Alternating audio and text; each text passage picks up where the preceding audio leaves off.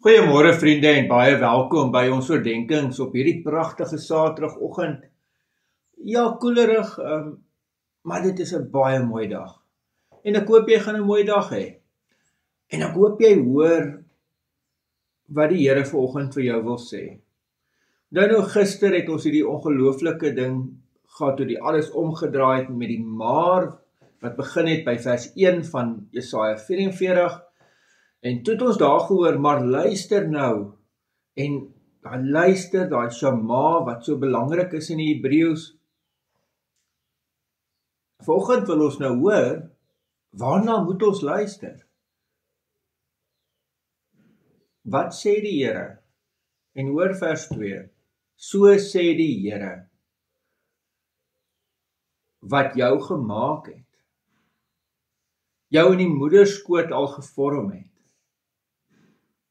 wat jou help. Moenie bang wees nie, my diensknegt Jakob. Ja, Jeserum wat ek uitgekies het. Jeserum is 'n ander woord wat gebruik word vir Israel.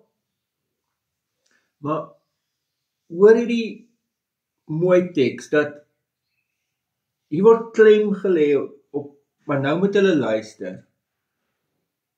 En wat is dit wat die Here sê? Eerste kom bevestig het wie hierdie God is, wat dit sê. En die eerste ding wat van God gesê is, maar hy is die een wat jou gemaak het, jou in die moederskoot al gevorm het.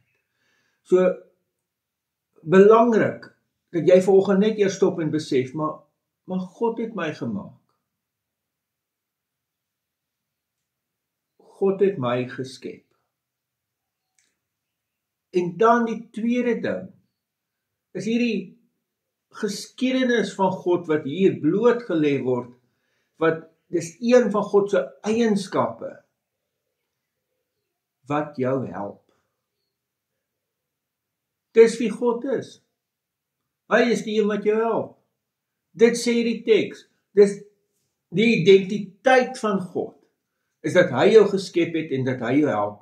En wat is hierdie God se woorde aan jou vanoggend? Wat was sy woorde aan die volk hier in ballingskap? Moenie bang wees nie.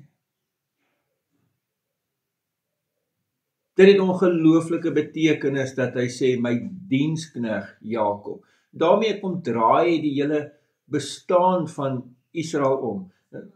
As jy nou nie gister geluister het, jy gaan luister dit net weer oor die konteks van hoekom hier gesê word my diensknegt Jakob en wat so mooi betekenis dit dan het. En die feit dat God hulle uitgekies het. Maar hier is God se woord vir hulle. Moenie bang wees nie. Dis God se woord vir jou vanoggend.